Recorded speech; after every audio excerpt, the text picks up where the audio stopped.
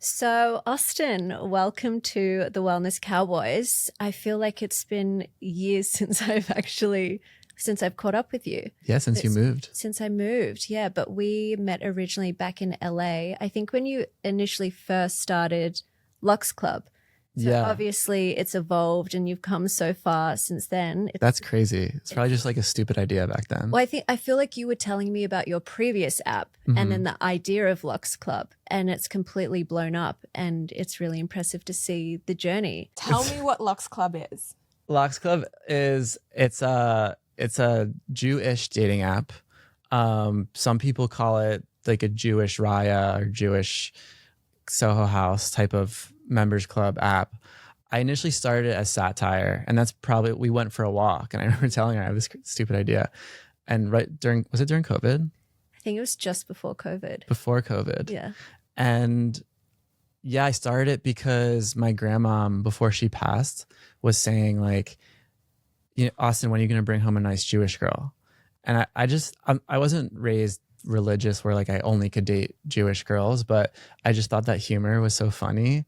And dating apps are so stigmatized. So I just, as a joke, one day I made a Squarespace and wrote Lox Club, an exclusive dating app for Jews with ridiculously high standards, not thinking anything of it. And then a couple of people saw it, shared it on Instagram stories, thinking it was funny. And then a couple thousand people applied to the website. And I had no intention of making it a real thing. Then the pandemic happens. We're all stuck at home and lonely and horny. And people are reaching out, asking when they find out if they got in or not. That's awesome. I got to ask though, did you at the beginning vet every female application to be like, I will swipe right on that myself? Get in there first before any of the guys can. I mean, of course. Like, what is the point of starting? Like, this is my dating app only. Yeah. There is one match. It's me. Yeah. And do you have to? You were saying you were on it, which surprised me because I thought it was only for Jewish people. No. Do you have to specify that you're not Jewish? No. Okay. No, so, I think it's optional to put that on your profile. Okay. And what would you say is a percentage of Jewish members to none that you know of? I'd say like 70 or 80% Jewish. I like to say it's like a deli. It's culturally Jewish, but anyone can enjoy a deli. I love it. Is there a ratio of male to female on the app? Yes, it's a lot more female.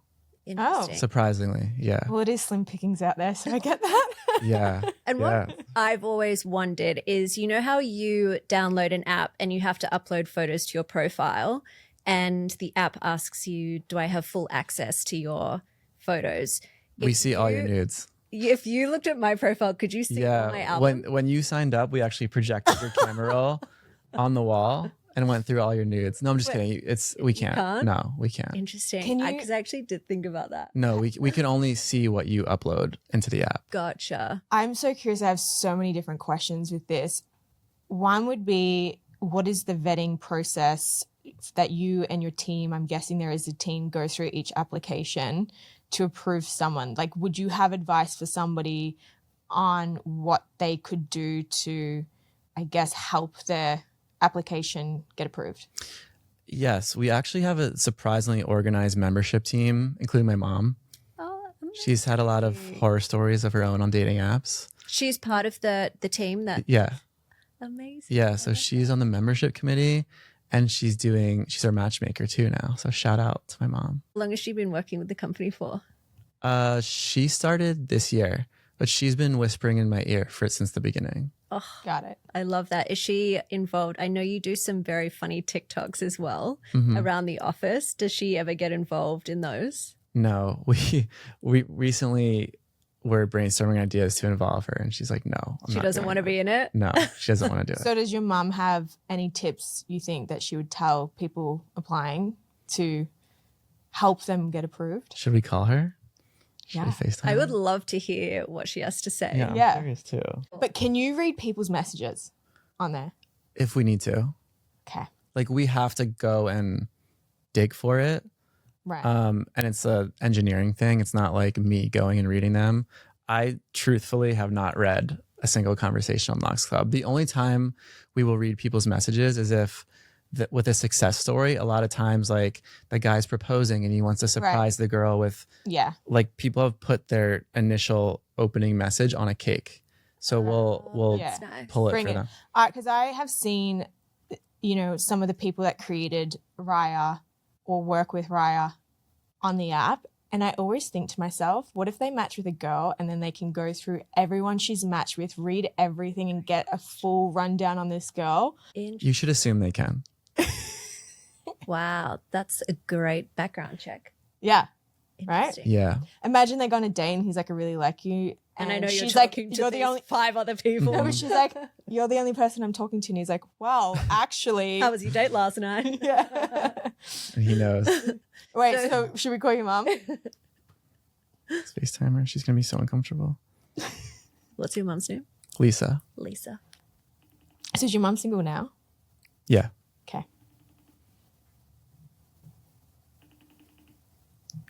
The suspense.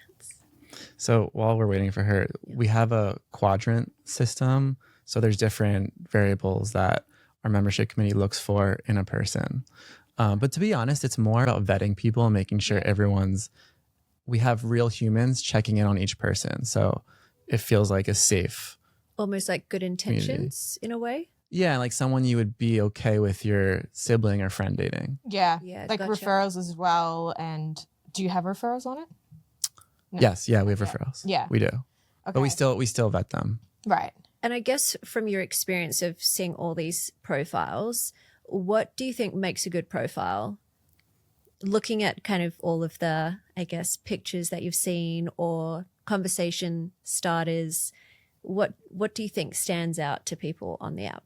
I do have opinions on this. Yeah, let's hear it. So humor, number one, because like I find it a little weird when someone is taking the app, any dating app too seriously. And you guys know what I'm talking about.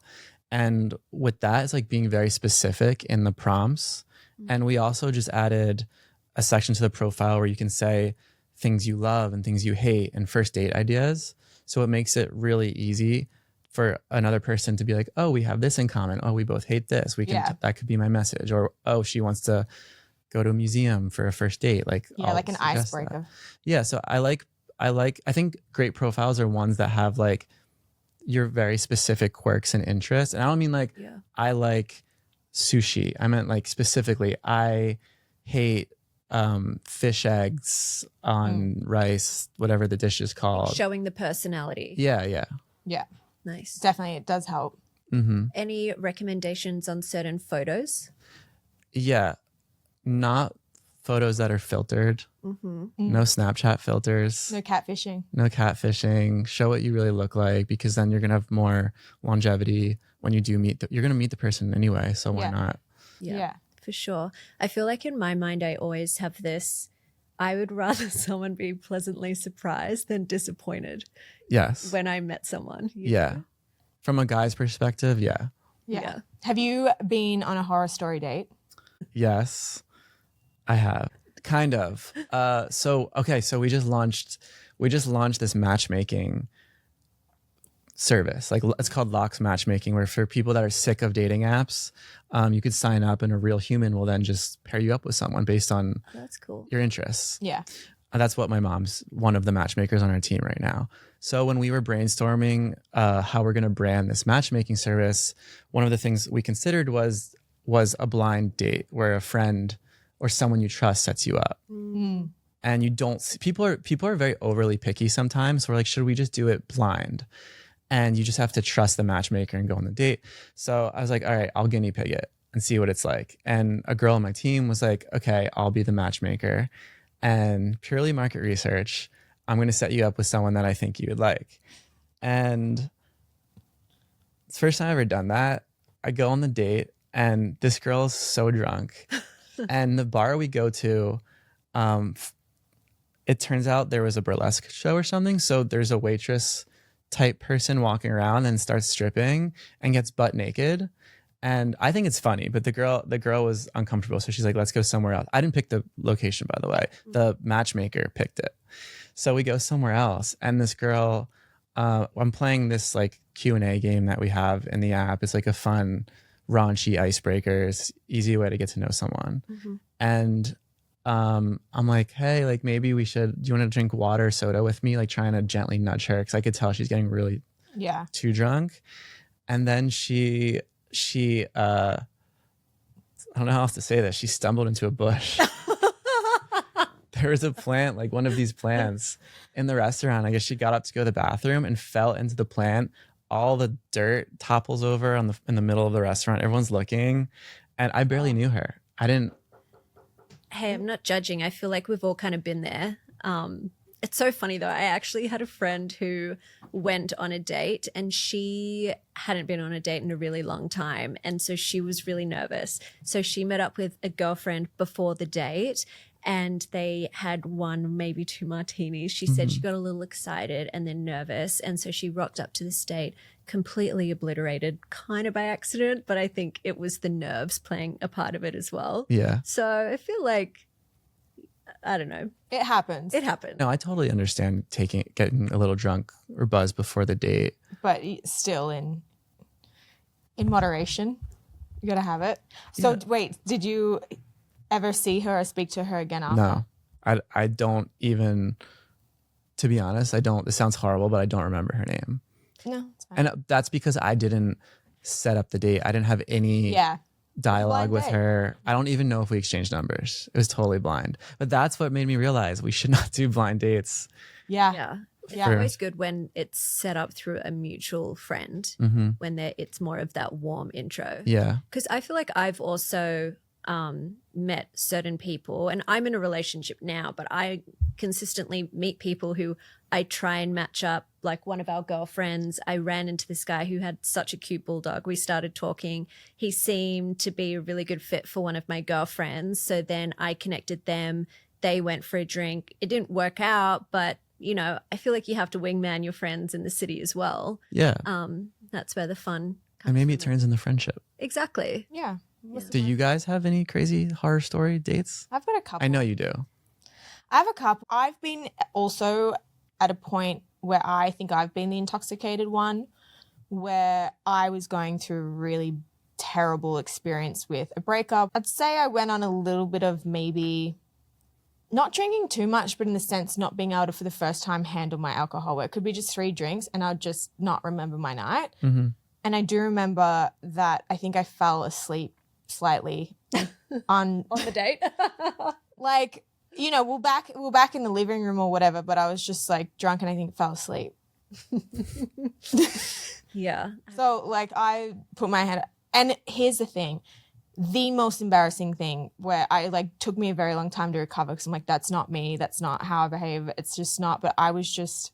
At the time, we did blame it on I was meant COVID brain. Mm-hmm. Like, well, Yeah, COVID. long-term makes you COVID forget effects. Your memory when you've been drinking. It's Right, COVID. right. Like I was like, I'm Australian. I can handle my liquor very, very well. And there was a time, a period where I guess I just wasn't. Yeah. And so then that was a good look internally of like, I need to get that under control in the sense of just not drink to forget everything and like instead heal. So I, you know, didn't drink for a while and, you know, I didn't want to experience that again. It was totally embarrassing. For sure. I don't think that's like, I wouldn't judge someone for being too drunk. Even throwing up wouldn't be that bad. It was just like the bush. If she didn't fall into Great the story, bush, though. you would have worked out. The bush, good. at least it gave me a great podcast story, I guess. Yeah. That is so. So it wasn't a waste of time. And then you also dated someone who's a little bit well known. It's true.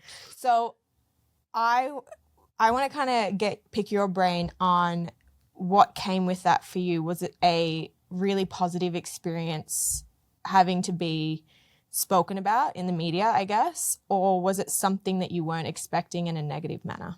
Mm-hmm. To be honest, around that whole period, I deleted social media. Like I didn't have Instagram on my phone. Of course, I would check it occasionally through like Safari, but I didn't really participate in. I didn't do any press or interviews. That would have been weird. Yeah. To talk about that. Were there any fans that were standing you in a sense, or were there fans trying to like come for you and like make your life a living hell? Yeah, I got death threats. Death threats. Yeah. Yeah, I got some crazy. Can you expand on that? Like you got stuff in the mail through Instagram? I would get, by the way, clickbait, it turned out to be an IP address in Bolivia. So I wasn't too. So you're never going to Bolivia? It was almost Never like a going to Bolivia. spam account just spamming you. Someone leaked my phone number. So I would get like really personal messages saying, hey, both my brother and sister are musicians. And my brother, if he had a concert coming up in LA, I would post about it and say like, hey, buy tickets. People Are Ugly's performing, his band. And then I would get a text like, hey, at this venue at 7 p.m., you're going to see me murder your brother. Like, he's going to die that night because of you. Oh. And so I said to my brother, I can't promote your shows anymore. Because you're going to die. Because, yeah, you're going to get killed. The funniest one I got, this is fucked up, but it was kind of funny. My friend Carly has this she rescued this dog named Sunny. And Oh, not Sunny. he said, hey, when Sunny crosses this street, she's going to eat poison and die. And I hope you said goodbye to her. I'm like, how did someone even know? That's freaky when they can actually see into your Yeah. lives and Yeah. know what's going on. It's That's very kind specific. of terrifying Yeah. when it's that specific. Yeah. Yeah. So to back up a little bit, how did you guys meet? And Was it Lox Club? My friend, it was Lox Club. Let's just leave it at that. Shout out. Lox Club. My friend Nick, who's an actor, acted in Cinderella with her. Right. Gotcha. Okay, so you're friends with Nick. Nick introduced you to her. Yeah, and just hung out with them, and we were friends for a while first. Wait, is this the Nick that just shot the movie with Anne Hathaway. He's really overrated. You heard it here first. Nick, if you're hearing this, we need to keep you He humble. fell in a bush. Yeah, we need to keep him humble. I'm really proud of him. He's blowing up right now. That's awesome. Yeah, no, Yeah. good for him. It's cool to see as his friend because like we've known each other since he was crashing on my couch, and we would help him like rehearse roles. I thought you were about to say we would hug it out. And we would hug it out too. We'd do our late night scooter rides. We called it the Moonlight Boys. I always like hearing about one of those success stories. That's really nice. So I guess from your perspective, do you think that it made dating easier or harder? I think it's different for a boy and a girl. I think girls get slandered and men are like, you're the man. And I guess, I just didn't care what about like random internet people thought. It was overall a very positive experience. Have you found that other girls, I guess, try a little harder, a little more forward or interested or want to, I guess, ask you about that relationship? My mom's calling. we got to take it. She knew when to step in. Saved by the ring. Do you want me to answer it? Yeah. Hey, Mom. Hello? Hi. Hey. What's the matter? I'm in the middle of a podcast with Nikki and Monica. You're on speakerphone.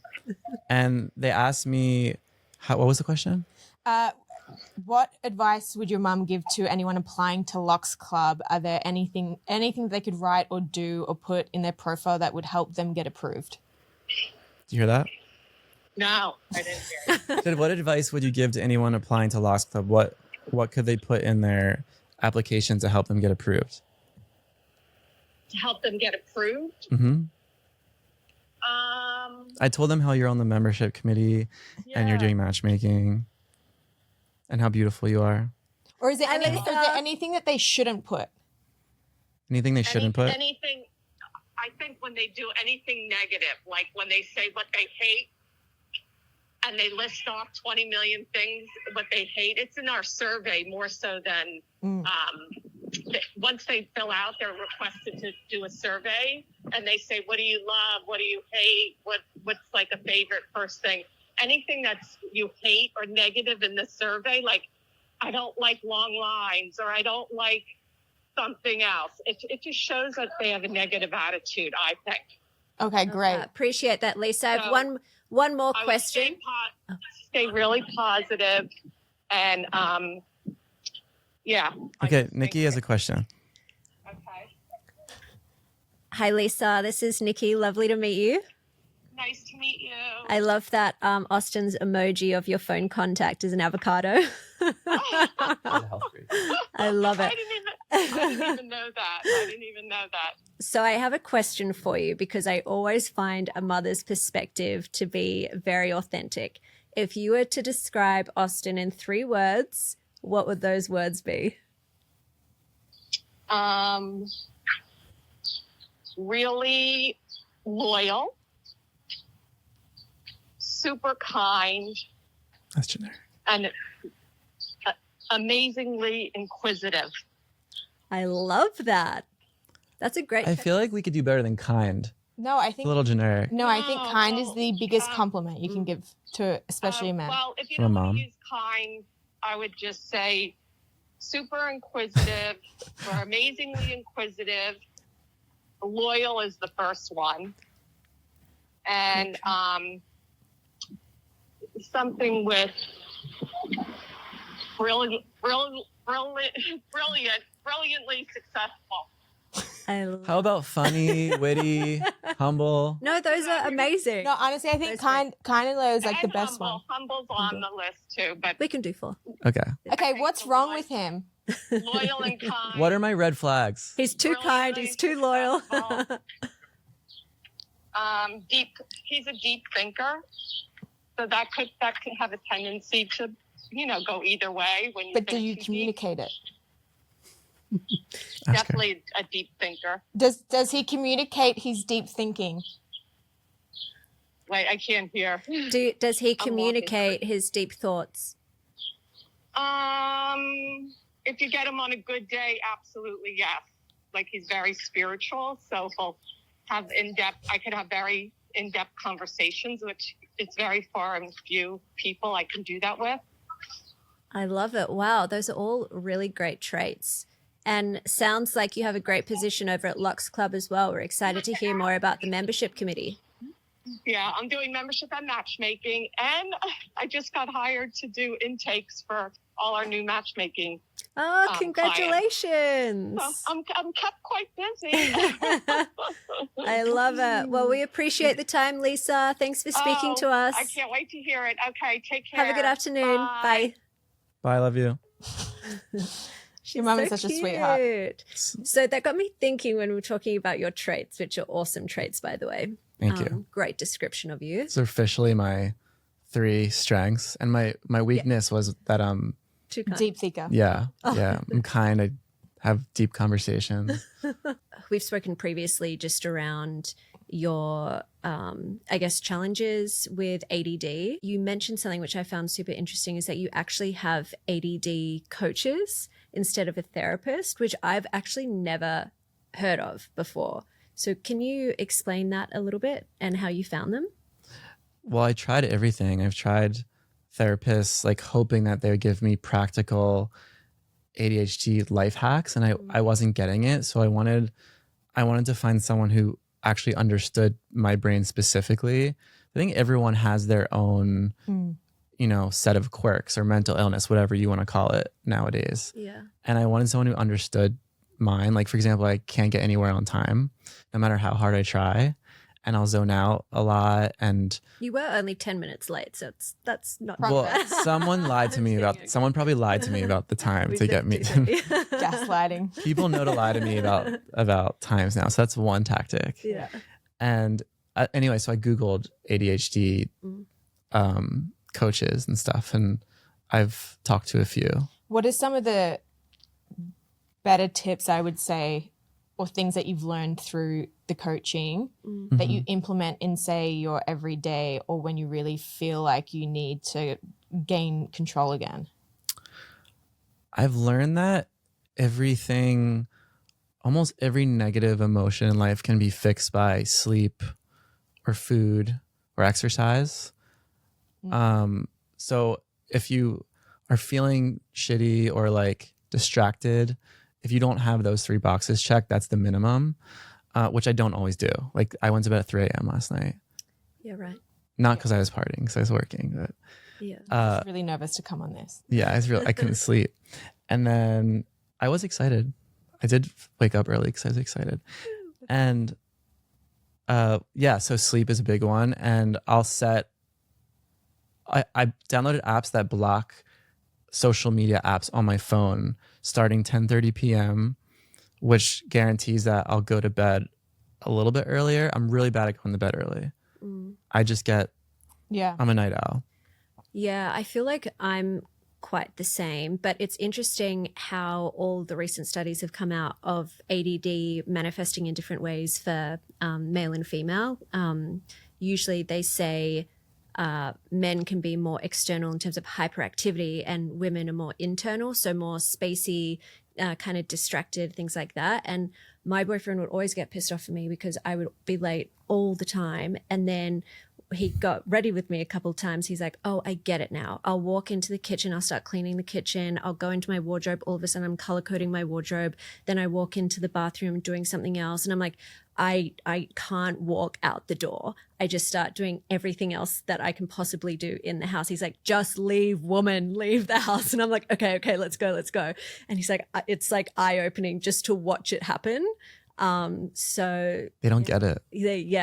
Unless you're in it, it's very hard to explain. Do you struggle to fall asleep? I struggle to feel tired like a normal person. Yeah. So I'll usually take a melatonin gummy. Yeah, I've been taking, not getting paid for this, but literally the only thing that after I'd say 2 years of really struggling to sleep and stay asleep, I've been taking the Lemmy sleep gummies, and it's actually been a game changer. I'm now having almost full night sleeps. And you're not groggy in the morning? No, I really struggle to fall asleep on my own, and can't have a TV on because the light and everything distracts me. When you're either around friends or dating or just at work, that you in that moment feel like I need to just do X, Y, and Z to help me get through this. Well, I don't drink caffeine. So Same. is that It's caffeine. it's caffeine? It's my second one for the day. Well, there you go. Okay. Supposedly you're not supposed to drink caffeine after a certain time. There's a lot of things we're not supposed to do. Touche. Yeah, we're not supposed to do mushrooms either. Yeah. Or maybe we are. I bought a cold tub. Okay, yeah. Like an ice bath. Yeah. Nice. Yeah. So I got lazy about keeping it clean and I got an ear infection. Oh. So, but what helps me is if I'm feeling tired or out of it, I'll splash cold water on my face. And I heard, I never had issues with anxiety attacks, but I heard it's great to put ice in a bowl, ice water, and put your face in it. I have one of those like bowls you can put and freeze in the fridge, and every morning it's like got a little crisp piece of ice, and I'll just dunk my face in it, because apparently the nerves in your face signal to your brain that you're drowning when your face is underwater, and so it kickstarts your metabolism and your blood flow across your entire body. Wow. So you just do that, hold it as long as you can 3 times, and it just kickstarts your entire body. Every morning? Yeah. So you never take hot showers? No. And it's a game changer. But in saying that, I sauna and steam all the time. And so I feel like going into a cold shower is hard if you haven't been in a steam room just before. So it does help that I'm super hot and then freezing straight after it. But honestly, it's a game changer. It's made me feel so good. Yeah, I did learn as well. I don't suffer majorly from anxiety. I stress a lot.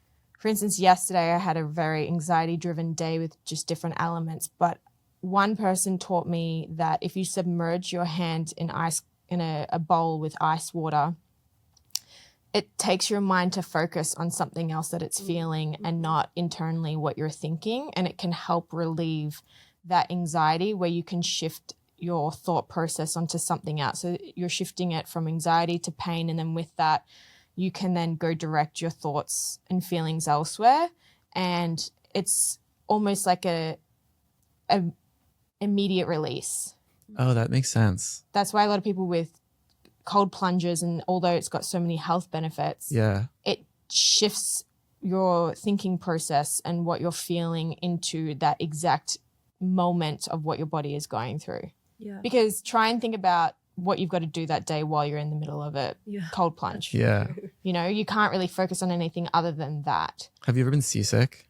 Yes. So pinch myself when I'm seasick Right. to try to think about the pain from the pinch. That's a good one. I just look for the horizon. I just drug myself on Dramamine. I'm so like I always learn that lesson. Yeah. Like, why did I try to do this cold turkey and not just take the... I can go into an elevator, and if the elevator drops before it goes up, like, you know how sometimes when they go super fast, it kind of drops and goes like, I'll get sick of that. Like any motion sickness, I'm so sensitive. So can you take Ubers? I can, but I always fall asleep. Any moving, vibrating vehicle, I pass out. As soon as the plane takes off, I'm asleep. I can't. And and I've knocked back so many coffees to try and stay awake. One time I was on a work trip and my boss was sitting next to me and he wakes up. I'm literally open mouth breathing, drooling, and it was so embarrassed. I just can't stay awake. How long was the ride? Huh? How long was that ride? Like 6 hours. Oh, 6 hours. That was like a 5-minute. No. That was 6 hours. But yeah, I'm very sensitive with that stuff. Do you have any dietary requirements to help your ADD? Because I have heard that dairy-free and gluten-free can actually help those with ADD. I haven't tried those. I do take multivitamin fish oil. I've heard is good. Once I signed up to be a guinea pig of an ADHD concoction, like someone was trying to make a natural Adderall. So I'm like, why not? I'll be your. You know what I find so interesting, the difference between America and Australia when it comes to, I guess, prescriptions in a sense. I moved, I think it was around like 26 or so when I moved to the States, and I'd never, ever heard of Adderall. Never heard of it, didn't know anyone on it. And you come here and it's almost handed out like Skittles. Yeah, it's scary. And there's so many people, I would say nearly every single American that I know, at one point or another during exams, school, work, was either addicted to Adderall, at least taking it for a couple of weeks or months, or just has it sitting around at home, or would take it recreationally to go out and have fun and stay awake. Yeah. It's something that I think is just really interesting coming from a different country to come and experience that, where I think a lot of my friends in Australia don't even know what Adderall is. Well, I think it's such a moneymaker as well, prescription medications over in the US. Like growing up in New Zealand, if you were hyperactive, they'd tell you to go run around the mountain 3 times and come back to class. Yeah, as they should. Yeah. And over here, I mean, there's, obviously there's probably not as much space as whatever. If you've got kids in the city and they're in a concrete dungeon sitting in a classroom for 6 hours and you need them to sit still, I guess it's a remedy. But yeah, also the sugar, there's ingredients in American foods that are banned in Australia. Do you find that if somebody who hasn't, let's say you're dating someone or you have some friends and they personally have never experienced it or know much about it, is there something that you could tell them or give them advice on if they were dating someone or friends with someone to bear in mind? For dating someone with ADHD or having friends or something? Yeah, like is there tips where you could just be like, keep this in mind, or you should know this about them, or, be patient with this? A big one that isn't talked about enough is if I'm in a train of thought and someone interrupts me and starts telling me anything, it almost causes me physical pain.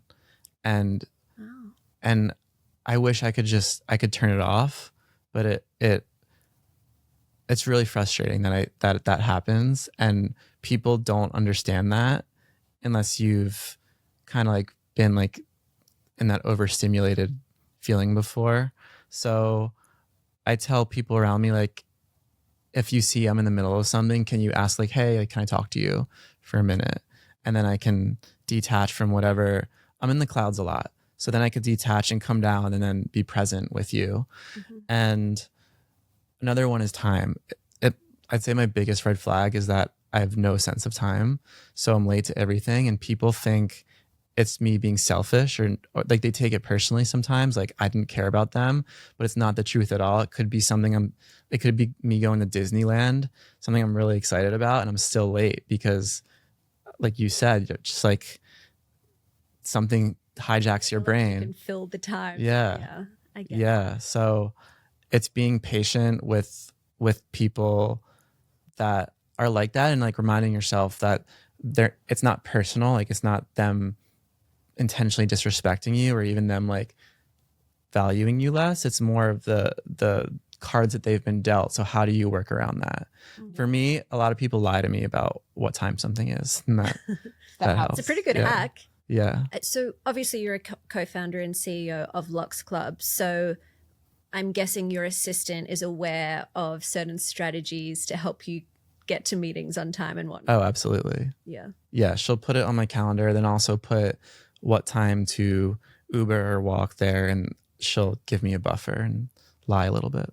I also see that you're filming almost like an office-inspired style show with Lox Club and your office and everyone in it, and everyone's their own kind of little individual character. What is your goal with that? The goal is just to have fun and make people laugh. And it's so funny. Was it inspired by like Chris Lilly and The Office, like a hybrid of the two? For sure, subconsciously. Yeah. I grew up on those shows, especially Chris Lilly. Why don't you invite him on the show? There's your DM. Oh, that's a good idea.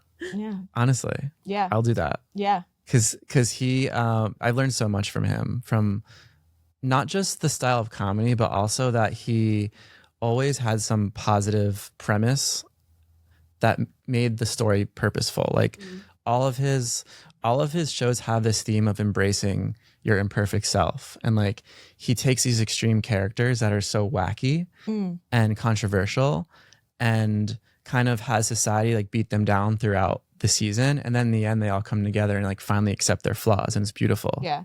You actually fall in love with a character that potentially if you met in everyday life for a split second or a couple of minutes or a few fleeting moments, you would be like, what a weirdo, or I don't like them, or you don't warm to them. And it shows you how many different characters, even the ones that are really wild and crazy and you wouldn't get along with, there's something about them that you love because there's a little bit of each character in you. So Right. relatable. Right. Yeah. Right. I also feel like everyone in your office is very authentically themselves and funny as well. You have Yeah. very interesting characters, especially your brother. He's so funny. Yeah. Oh, that's my cousin Dylan. your cousin, But my brother also is behind the camera. Gotcha. It's definitely a fan. Is that like a requirement when you're looking for somebody to come into your office? You're like, do you have a personality? I think it's ever since I was a kid, I've surrounded myself with other quirky, weird people because those are my favorite type Yeah. of people. And I get along with that type of person easier. And yeah, growing up, like I always imagine these scenarios in my head. And I tend to put people in awkward situations to you know, bring joy, like because it's funny. And I love that I get this outlet now that I can manipulate these situations to make people laugh, Yeah. and all in good fun. Yeah. Would you be open to the idea of making it something bigger if an opportunity did arise? Yeah, I'm working on a TV show for it. Oh, amazing. Yeah, we have a Are TV we show. allowed to ask details around it? I don't want to say who it's with, but we have some big name producers attached. Yeah. Epic. And yeah, it's in motion. So That's hopefully- so exciting. Hopefully Yeah. we'll see it somewhere soon. Yes. I feel like you guys should do an in-office roast. I would love to. Yeah. Did you I watch have the Chris Tom Brady Lilly? roast? Yeah, it's Brutal. amazing. I know. I'm scared. I get roasted like that normally. So yeah, everyone thinks that I need to be humbled when I'm like, no, I don't. Like, You're like, I know I'm weird. no, I get it. Yeah. You're like, I get it. Like I'm late. I suck at this. I suck at that. Like I don't need to be reminded every day. fair. That's so funny. But I don't mind making myself the butt of the joke. And my cousin Dylan is like that too. Like Yeah. we realize that part of the comedy is you got to make fun of yourself. Got I it. feel like that's very similar to Australian humor. Hmm. Yeah. I want to ask you before we kind of wrap up, being, you know, the CEO and kind of a boss of a lot of different people and things that you're working and building on and what is advice you would give to somebody who's wanting, especially in tech and wanting to create something and have an entire team underneath them? Like you were still young and you've, you know, created a lot of different success. Is there something that you really learned that shocked you along the way, whether it's about yourself or about business, about leading people? Is there something that you think young entrepreneurs should bear in mind? Yeah. Something I wish that someone had told me is that when you're starting something, you're pretty much saying like, if this works, I'm going to be doing it for 10 or more years. So make sure that you enjoy some elements of what you're doing. And by enjoy, I mean like you do it for free because it's fun for you. And if it's fun for you, then you'll be really good at it. If you're doing it only for results, it's going to be an uphill battle because there's always shit that goes wrong and it's stressful. And then you get other people involved and people are complex. If you're not having fun in some way, it can be really stressful. And then in the early phases, if you want to start something, think of what's the simplest version. Don't go all in right away. What's the simplest version you could test the waters for free? And no matter what it is, there's always some way to test a simple version. Yeah. And then expect no one to believe in you until it's out there and working. Yeah. It's good advice, actually. Makes me want to go start something. Yeah. We are starting something, hopefully. She's like, Nikki, that's what we're doing right now. I said to Monica, I was like, okay, we have to expect no one's going to listen to this Yeah. for 10,000 episodes. Yeah, there's an awkward phase of everything new. I would say this has brought a lot of anxiety that I didn't realize I would have towards it because I stress Nikki out because she's more the structured one. I'm the very go with the flow, like leave it to last minute type of person. And I listen, like she's like will go through the episodes and send it to me for approval. And she's like, okay, I want to post it in an hour. And I'm like, I still haven't listened to it because I get anxiety to listen to myself because it is hard to speak on camera. And you think back to what you said and you're like, that's not even my personality. I'm being too stiff and too structural. But there's a lot that goes with starting something new and almost the shame of being like, why would I expect anyone to listen to us? Yeah. I don't think it's in a negative way, but I think it's also, hey, we're not going to be great our first couple of episodes. Like we might be awkward, but it's a learning curve. We will get better. It's just setting the right expectations, and we enjoy this so much. Yeah, you're having fun. And we're not making money, so it's perfect. You get to hang out with your friends. Exactly. Yeah, it's nice to like learn about other people, that one of us might know and the other one might not, or, vice I think we live, something that I struggle with is we live in this society where there's so many micro celebrities now that you can't help compare yourself. When you're starting something, you're like, oh, like this person has millions watching them, or this person has hundreds of thousands. There's so many TV shows and podcasts and creators. What we forget sometimes that those people had a couple years where they had no one watching them. Yeah. I think I saw an interview with, I think it was Mr. Beast, the biggest YouTuber, who was like 100 million subscribers. After his first 100 videos, he had like 100 followers or 100 He started subscribers. when he was about 12 years old. Yeah. So he had, He had 10 years before. he had good timing. Yeah. One thing I'm finding I'm really trying to implement in my life is by taking back control of my life is letting go of what anyone thinks or expects of me or what I expect of them, because you can't control other people. You can't control what they think about you. Where I think with the first few episodes I had in my mind of, what if my parents are listening to this? What if my friends? What if this person that I dated? What if this person that, X, Y, and Z? And I'm really trying to focus on just not caring about any of that, but just in day-to-day life as well. And I think it's a very powerful thing. I'm still working on it, is just not caring what anyone thinks of you or what you expect of them. And I think the first few times putting episodes out there, I did think of that a lot. And it was even while filming and speaking, all I could think about is I have to be careful how I have to word this, because if my mom's listening or this person's listening, and I listen back, I'm like, I don't even sound like me. I feel like I'm on a professional phone call being like, yes, hello, this is Monica. And that's one thing. We're listening up. So you need some alcohol. Yeah. Some Swear liquor to God. here. Then I'd be unhinged. An epiphany I had related to not caring what people think.